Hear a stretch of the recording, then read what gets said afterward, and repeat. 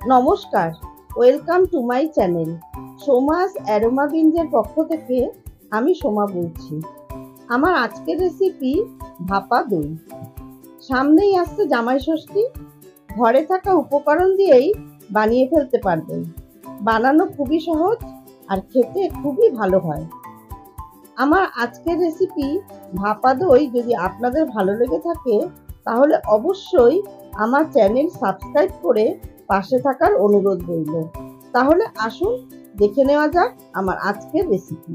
এই ভাপা দই তৈরি করার জন্য আমার জল ঝরানো টক দই লাগবে। তার জন্য একটা বোলের উপরে একটা ছাঁকনি বসিয়ে তারপরে একটা পরিষ্কার কাপড় বসিয়ে দিলাম। এবারে এর মধ্যে আমি 500 গ্রাম দই নিলাম। এবারে কাপড়টা এইভাবে পুটলির মতন করে চেপে চেপে জলটা বার করে নেব। এবারে ওই পুটলির ওপর ভারী কিছু চাপা দিয়ে 1 ঘন্টা রেখে দেব জলটা ঝরার জন্য।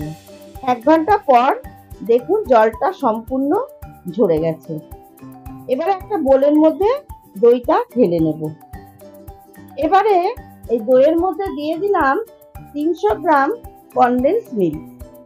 আমি 500 গ্রাম দইয়ে 300 গ্রাম কনডেন্স মিল্ক দিয়েছি। আর দিলাম 1 টিস্পুন এলাচের গুঁড়ো। এবারে একটা হ্যান্ড ব্লেন্ডার দিয়ে ভালো করে ফেটিয়ে নেব। স্মুথ একটা টেক্সচার তৈরি করে নিয়েছি। একটা বাটিতে আমি অল্প দুধে 2-3টে জাফরান ভিজিয়ে রেখেছিলাম, এটা আমি দিয়ে দিলাম। এবারে সবকিছু ভালো করে মিশিয়ে নেব।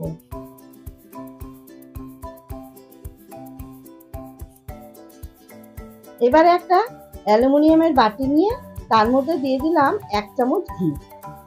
একটা ব্রাশ দিয়ে ভালো করে বাটিতে ঘি ব্রাশ করে নিলাম।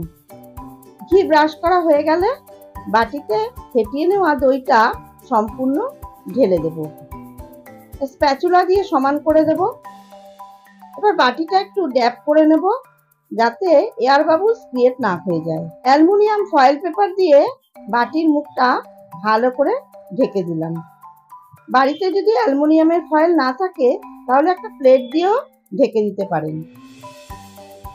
স্টিম করার জন্য একটা কড়াই গরম করে তার মধ্যে দিয়ে দিলাম বেশ কিছুটা পরিমাণে জল।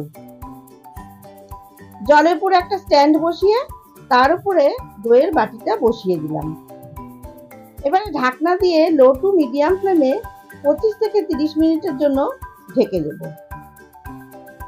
আর ঢাকনার উপরে যে ছিদ্রটা আছে সেটা একটা কাগজ দিয়ে বন্ধ করে দেব যাতে বাইরের এয়ার ভেতরে না ঢুকতে পারে। তাহলে কি হবে, খুব তাড়াতাড়ি দইটা ভাপা হয়ে যাবে। 30 মিনিট পর গ্যাসের ফ্লেম অফ করে দেব আর একটু দেখে নেব। একটা কাঠি দিয়ে একদম মাঝ বরাবর আমি দেখে নিচ্ছি। দেখুন একটুও কাঠিতে লেগে নেই। তাহলে তৈরি হয়ে গেছে আমার ভাপা দই। এবারে আমি এই দইটা নর্মাল ফ্রিজে 2 ঘন্টা রেখে দেব ঠান্ডা হওয়ার জন্য। ডিপ ফ্রিজে কিন্তু একদম রাখবেন না, যেহেতু দই ঠান্ডা ঠান্ডা বেশ ভালো লাগে, তাই নর্মাল ফ্রিজে রাখলেই হবে।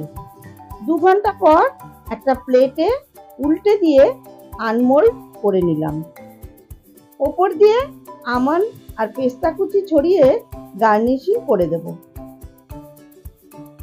আমার এই ভাপা দইয়ের রেসিপি আপনাদের কেমন লাগলো কমেন্ট করে অবশ্যই জানাবেন। ভালো লাগলে আপনারা বাড়িতে ট্রাই করে দেখুন। আশা করছি আপনাদের সবার খুবই ভালো লাগবে।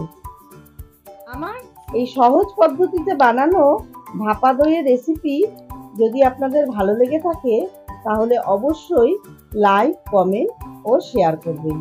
ধন্যবাদ।